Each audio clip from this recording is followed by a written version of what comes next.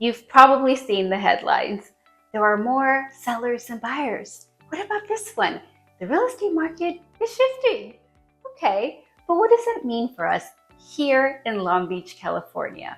I mean, with everything that 2025 has thrown at us so far, fires, tariffs, protests, political instability, it's understandable to feel confused and even worried about what all of this means for the value of your current or future home. I'm here to help you separate fact from fiction and answer the question, is it finally a buyer's market?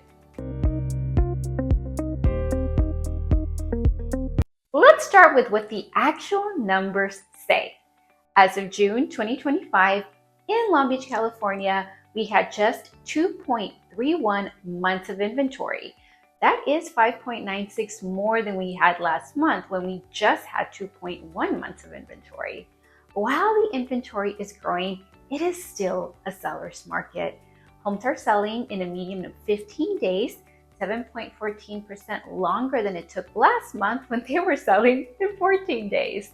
And the list to price ratio is 100.2%. That means that even without bidding wars, and let's be honest, we're not seeing those anymore, sellers are still getting their target price and a tad more. Median sold price was $1,100,000, 15.3 higher than last month when the median sold price was $954, and higher than this same time last year when the median selling price was $952,540. Does this mean that Long Beach is a unicorn? Is it the only remaining seller's market out there? Well, let's take a look at other LA County markets that I cover. Carson, seller's market with just 1.75 months worth of inventory, but it is increasing. Median sales price is $850 and increasing month over month as well as year over year. Lakewood, extreme seller's market with 1.38 months of inventory, also increasing though. Median sold price was $882,500, growing both month over month and year over year. Whittier, seller's market with just 1.64 months of inventory and actually decreasing, making it even a stronger seller's market. Median sold price was $875, also increasing month over month and year over year. I analyzed other markets I work, and guess what? The story is the same. Long Beach and surrounding cities are still sellers' markets. But here's the thing. The data can be one thing, and the public sentiment can be a whole different thing altogether. So, what's the sentiment? The top question I'm getting right now from home sellers is fear-based. It's, what if my home doesn't sell? But as we just saw, homes are selling and quickly at or above list price. Want my advice? Make your selling decision based on life, not headlines, because those can be misleading. Since real estate conditions differ from market to market, the best thing you can do is consult with an expert to confirm what's happening in your neighborhood.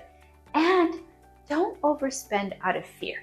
You don't need to take on an expensive remodel or build an ADU to get top dollar for your home right now. Now, more than ever, it's about sticking to the basics, things that have always worked. Make that home presentable, price it correctly, and stage it when it makes sense.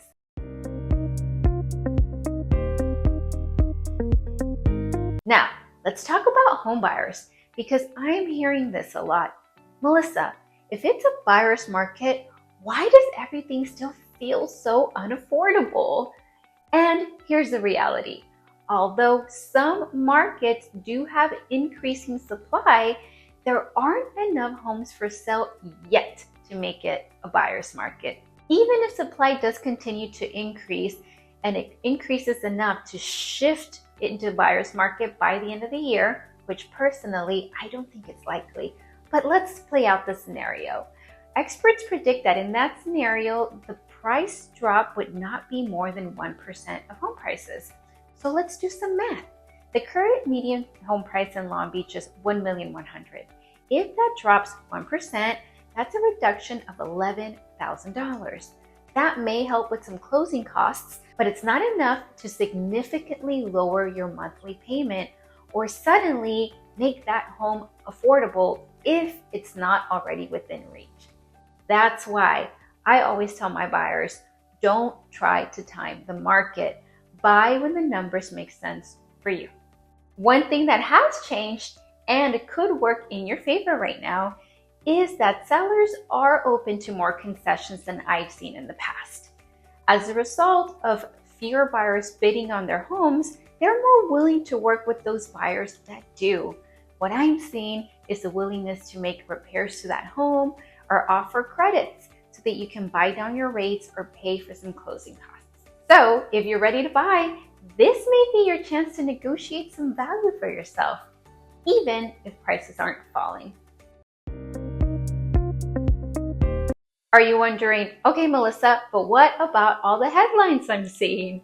Keep in mind, headlines are designed to get clicks. They are often referring to national data and not to what is happening in your current or future neighborhood. If you take nothing else from this video, please remember this. There is no such thing as the real estate market. This thing that we call the real estate market is actually made up of micro markets that can differ even within the same zip code. Even the numbers I shared for Long Beach at large, those need to be drilled down further when it comes time to making a buying or selling decision. The market in North Long Beach, for example, is not the same market as in Belmont Shore or El Dorado Park South. So don't let headlines make your decisions. Reach out and I'll give you a clear, hyper-local look at what's happening in your immediate neighborhood so that you can make an informed decision.